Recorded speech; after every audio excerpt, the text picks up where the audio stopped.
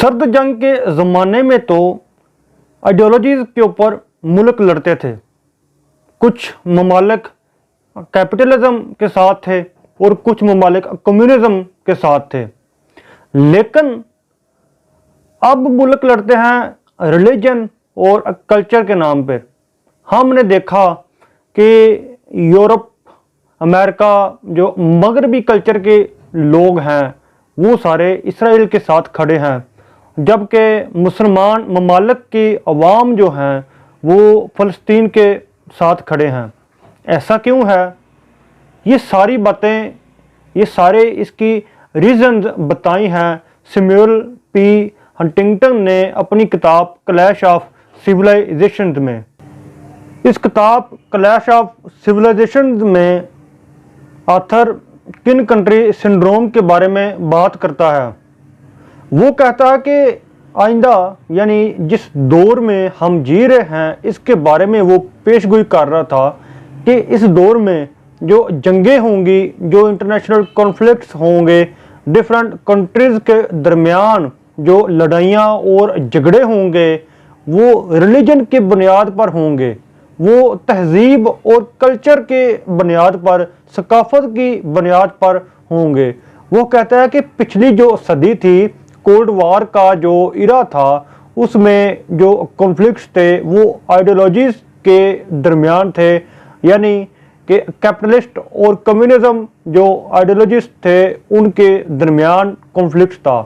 आप अगर हिस्ट्री को देखें तो आपको पता चलेगा कि अमेरिका और उसके एलाइज एक तरफ थे, रशिया और उसके एलाइज दूसरी तरफ थे, और उनकी जो सर्द जंग थी वो जारी थी। 1991 में सोवियत यूनियन के टूटने के बाद ये जो जंग थी, जो लड़ाई थी, जो कॉन्फ्लिक्ट था इंटरनेशनल, वो ख़त्म हो गया।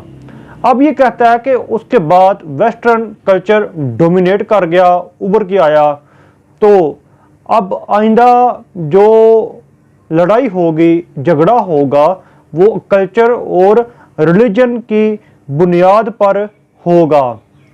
हम ये देख सकते हैं कि इस वक्त भी जो वेस्टर्न कल्चर है वो डोमिनेट कर रहा है, लेकिन ये जो ऑथर थे हंटिंगटन ये कहते थे कि ये हमेशा डोमिनेट नहीं करेगा, इसको different cultures, civilisations, religions challenge करेंगे।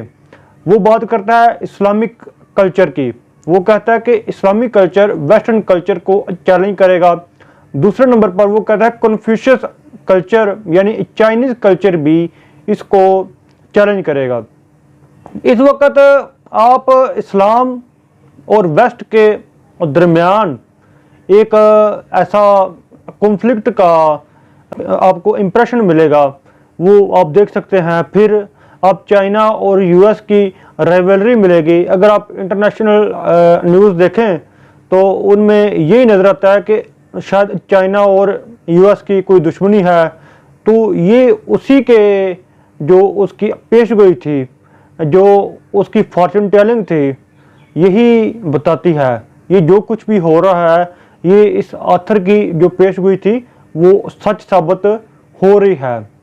फिर वो बताता है, ऑथर बताता है कि वेस्ट जो है वो ये समझता है कि हमारा जो कल्चर है वो हमेशा डोमिनेट करेगा, उसको कोई चैलेंज नहीं करेगा, और इस वजह से जो वेस्ट वाले हैं, जो मगरबी कल्चर है, वो अपने कल्चर को हर तरफ फैला रहे होते हैं।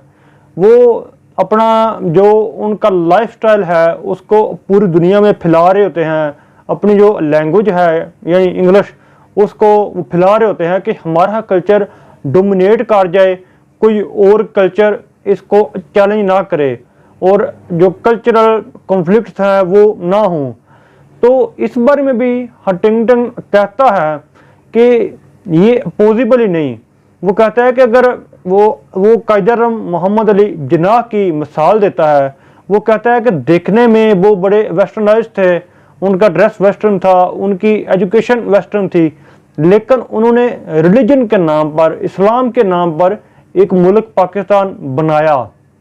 फिर ये उनको एडवाइजेज भी देता है। ये वेस्टर्न कंट्रीज़ का हैर हुआ था, उनको एडवाइस देता है कि आपने कैसे वेस्टर्न कल्चर को, वेस्टर्न सिविलाइजेशन को सेफ रखना है। ये कहता है कि रूस को आप अपने साथ मिला लें। इसने ये पेशगोई की थी कि अगर नेटो रूस के ज़्यादा करीब जाएगी तो फिर इसके ख़तरनाक नताइज होंगे। वो हम देख रहे हैं पिछले 2 साल से कि जो रशिया और यूक्रेन की जंग लगी है वो इसकी जो पेशगोई है इसके मुताबिक है। फिर हम देख सकते हैं जो स्टार्ट में मैंने बात की थी कि इसराइल की सारे वेस्टर्न जो कंट्रीज़ हैं वो मदद कर रहे हैं, वो हेल्प कर रहे हैं और फ़लस्तीन के साथ मुसलमान अवाम खड़े हैं। तो इसके पीछे रीज़न क्या है? इसके पीछे यही रीज़न है कि आज लोग अपना जो रिलीजन है, जो उनकी सिविलाइजेशन है, तहजीब है, सकाफत है, उस बेस पे जंग करते हैं, उस बेस पे एक दूसरे के साथ खड़े होते हैं, सपोर्ट करते हैं। किन कंट्री सिंड्रोम ही यही है कि हर तहजीब उस तहजीब के साथ खड़ी होगी जिसको वो समझेगी कि ये मेरे साथ मैच करती है, या उनकी जड़ें एक होंगी, या उनका कल्चर और रिलीजन एक होगा। तो मुसलमानों का भी यही है कि मुसलमान एक दूसरे को सपोर्ट भी यही करते हैं, इसी वजह से करते हैं कि उनका जो रिलीजन है वो सेम है, मुस्लिम कल्चर सेम है। ये सारी चीज़ें इसने बताई थी। उम्मीद है कि आप लोगों को ये किताब अच्छी लगी होगी। मिलते हैं एक नई वीडियो में एक नई किताब के साथ।